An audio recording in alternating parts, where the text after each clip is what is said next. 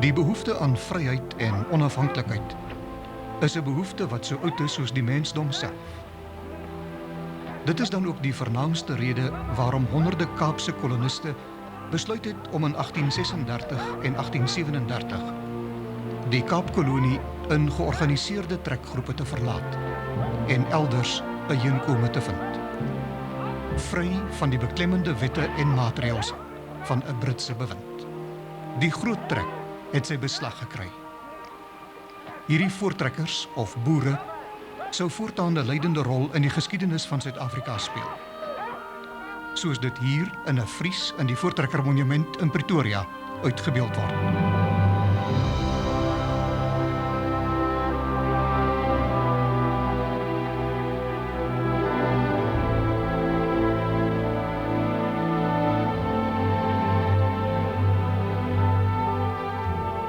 Die leier van een van die trekgeselskappe was Pieter Tief.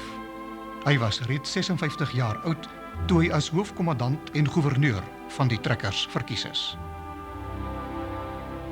Op grond van die positiewe berigte wat hulle oor Natal ontvang het sy trekgeselskap besluit om die Drakensberg oor te trek en hulle daar te gaan vestig. Retief was inderdaad ingenome toe hy in 'n paar manskappe in Oktober 1837 met 4 waans vooruitgetrek en met hulle oortog oor die Drakensberg die pragtige Natalse landskap aanskou het. Die visie en ideale wat hy gehad het van 'n onafhanklike trekkerrepubliek in Natal kan in Koert Steinberg se standbeeld van Retief voor die Geloftekerk in Pietermaritzburg onmiskenbaar afgelei word. Retief doen eerste aan by Port Natal, die huidige Durban. Hy is daar vriendelik deur die ongeveer 60 Britse setlaars ontvang. 2 struikelblokke is reeds oorkom.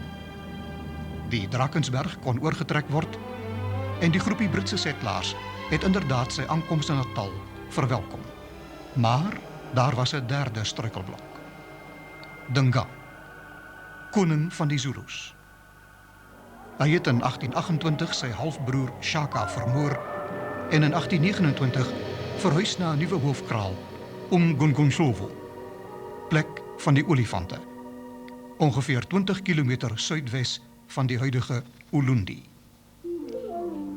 Hierdie stad is later, op grond van verskillende bronne en getuies, deur verskeie persone geskets of geskilder. Dingaan het 'n goed georganiseerde Zulu-staat en 'n gedigte leer van Shaka geërf, en ook die steun geniet van die aanvoerders wat deur Shaka opgelei is. Om die gebeure by Bloedrivier duideliker te verstaan, is dit nodig om 'n idee te kry van die Zulu'se aanvalstegniek, wat deur Shaka verfyn en deur Dingaan oorgeneem is. Stel jou voor die bors, kop en horings van 'n bees. Dit was die 4 taktiese eenhede van die Zulu-leer. In elke eenheid was daar omtrent 4000 krygers. Dit wil sê 'n totaal van 16000 krygers, omtrent dieselfde aantal Zulus wat die Bloedrivierlaar aangeval het.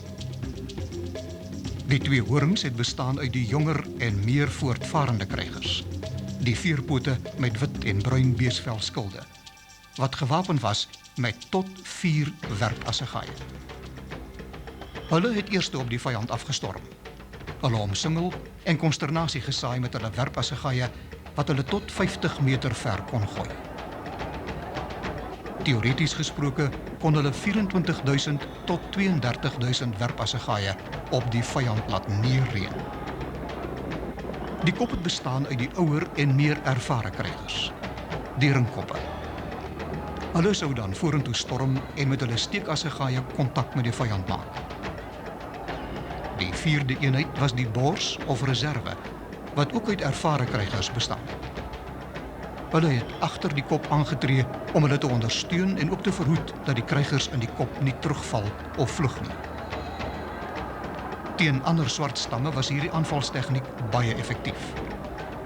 Dit is egter 'n ander saak of dit bestand was teen die berede voortrekkers, hulle voorlaaiers, 'n waalaar en 'n krygstegniek wat nie so rigied was nie, maar ook afhangende van omstandighede op eie inisiatief staat gemaak het.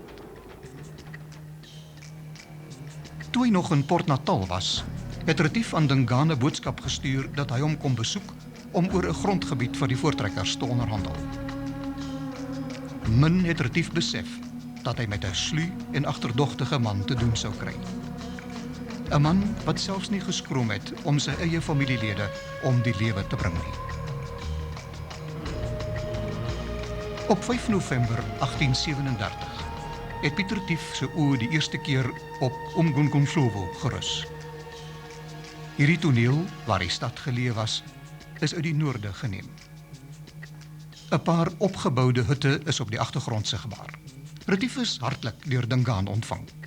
Of so het dit voorgekom.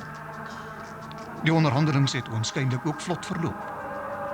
Dingaan het ingestem om die gebied suid van die Tugela rivier tot aan die Mzimvubu rivier en vanaf die Drakensberg tot aan die see, wat Port Natal sou insluit, aan die voortrekkers af te staan.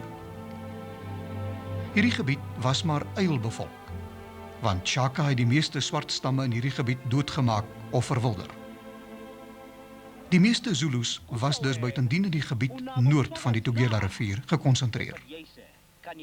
Maar Dingaan se verkoopprys was vreemd. Vir die stuk grond moes Retief die beeste terugbring wat 'n swart kaptein, Sikonyela, konsuis van Dingaan sou gesteel het.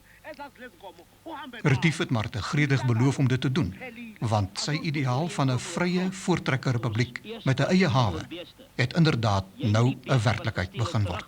Saam met die diewe. Ek sal van my beeswagters saamstuur. Hulle sal die beeste ken. As jy dit doen, sal ek vir jou grond gee. Die onderhandelings is klaar. Ons sal ons deel van die ooreenkoms nakom. Kom ons gaan. Maar eers moes hy terug na sy mense gaan, wie se waans in hierdie stadium op 'n plateaugebied duskant die Drakensberg, genoem Kerkenberg, gestaan het. Die trek het aan beweeg gekom. Retief sou op 12 November verjaar en sy dogter Deborah het op die dag sy naam met groen verf op 'n plat klip in die omgewing geverf. Dit kan tans nog besigtig word. Die tog bergaf het op 14 November 1837 begin.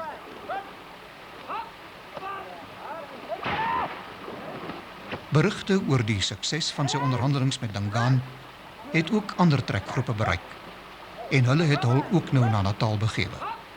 Onder andere die trekgroepe van Gerrit Marits, A.H. Potgieter en Piet Uys. Daarna het Retief weer teruggekeer na sy laar en vrywilligers gevra om hom na Dingaan te vergesel. Die beeste moes formeel oorhandig word. In Retief se bladsak was die akte van oordrag, of beter bekend as die traktaat van die beloofde grondgebied wat deur die voortrekkers se sekretaris Jan Bantjes in Engels opgestel is. Dingaan moes nog net teken. Piet Retief en 69 man, onder wie sy seun, asook 30 bediendes of agterryers, verlaat die trekkers op 25 Januarie 1838. Hulle sou nooit weer terugkeer nie.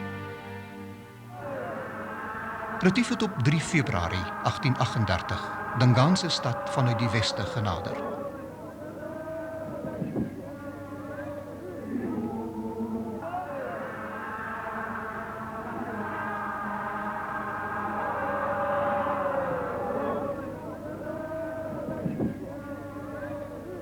Die akte van oordrag is deur ene Halstead, 'n Engelsman van Port Natal, wat Zulu goedmagtig was en telkens as Piet Retief se tolk opgetree het, aan Dingaan verduidelik. Na vele vrae en verduidelikings het Dingaan die akte van oordrag onderteken. 3 trekkers en 3 hoofraadgewers van Dingaan het as getuies geteken. Dit kon Retief gewees het wat die name van hierdie raadgewers op die akte van oordrag geskryf het. Toe het die feesvierings begin.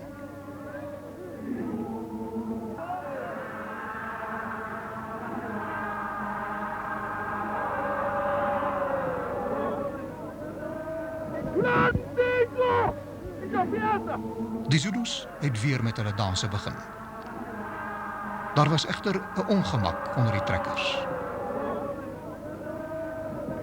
'n Mens kan jou indink dat Retief en sy manskappe maar op hulle lippe moes byt oor die feestelikhede, want 'n Sondag was vir die voortrekkers 'n gewyde dag. Maar Retief wou nie in hierdie stadium, met die getekende akte veilig in sy sak, die argwaan van Dingaan op die hals haal nie. En hulle moes maar belangstellend toekyk.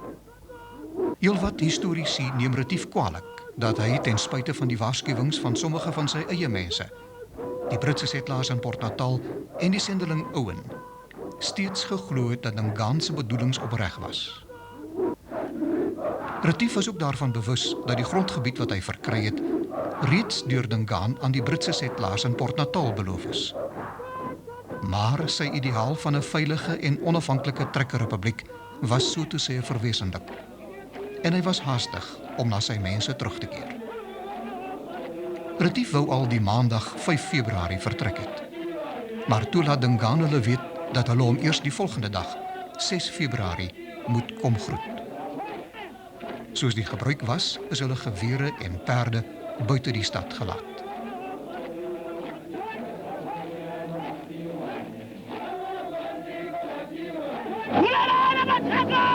Op Dingaan se bevel, maak dood die towenaars, is Retief en sy manne oorrompel, met rieme vasgemaak en na KwaMatiwane, 'n heuwel net buite die stad gedra, en met vegkieries doodgeslaan.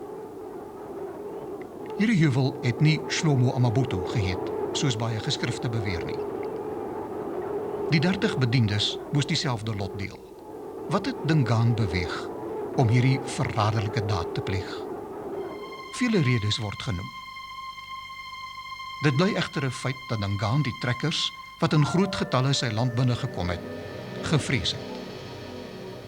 Hulle oorwinning oor Msidikas, Matabelis, en die onskynlike gemak waarmee hulle Sikonyela oorrompel het bloot sy wantroue jeens die trekkers versterk. Hy sou die blankes in sy land nou met een slag vernietig. Die moord op Retief en die mobilisering van Dingaan se magte die volgende dag is alles deur die sendeling Owen dopgehou. Sy woning was teen 'n heuwel net buite die stad. Alhoewel Dingaan hom sy veiligheid verseker het hy kort daarna sy goed opgepak, om na Port Natal gehaas en die land verlaat, om nooit weer terug te keer nie. Die nag van Saterdag 17 Februarie 1838 word die niks vermoedende voortrekkers in die omgewing van die huidige Estcourt, Colenso en Wenen deur die Zulus aangeval. Gelukkig kry sommige laars betyds die tyding van die aanval en word die Zulu-mag tydelik gestuit. Maar die skade was reeds gedoen. Al die vee is weggevoer. 282 voortrekkers en 250 bediendes sterf. 'n Afdeling van die Zulu-mag het ook Port Natal aangeval en alles daar vernietig. Die Britse setlaars het vroegtydig gaan skuiling soek op 'n skip in die hawe en sodoende die dood ontkom.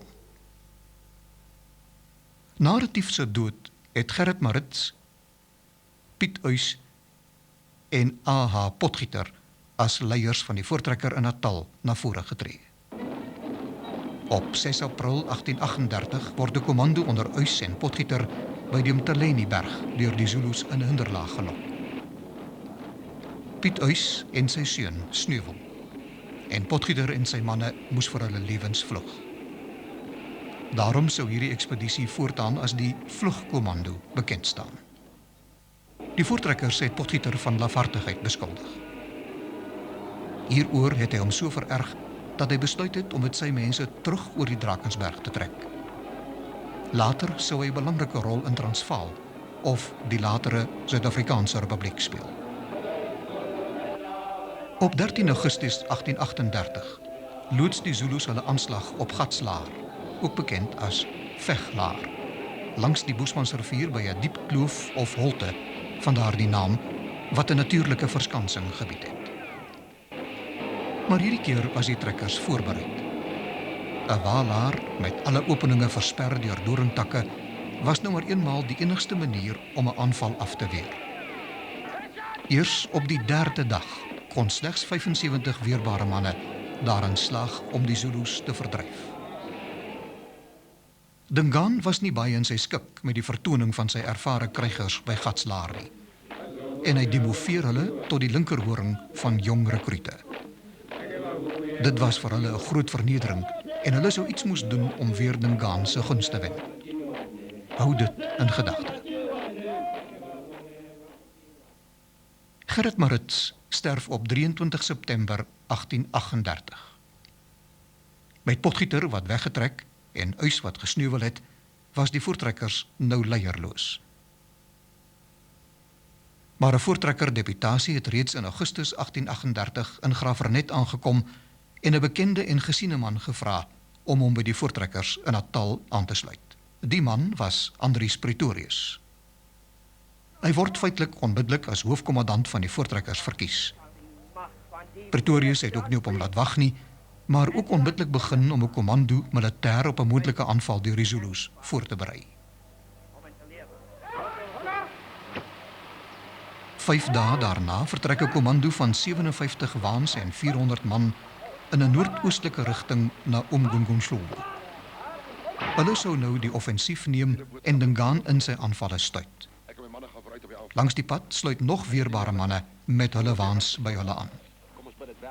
Die idee van 'n gelofte aan God het by Andries Pretorius ontstaan. As God hulle oorwinning oor die vyand sou gee, sou hulle 'n kerk tot sy eer oprig en hulle nageslag sou die oorwinningsdag gedenk deur dit aan God te wy. Op Sondag 9 Desember 1838 is Laar by die huidige wasbank getrek. Sarel Silje het tydens die oggenddiens die gelofte as 'n afsluiting by sy gebed ingesluit. Die gelofte is daarna daagliks herhaal tot 15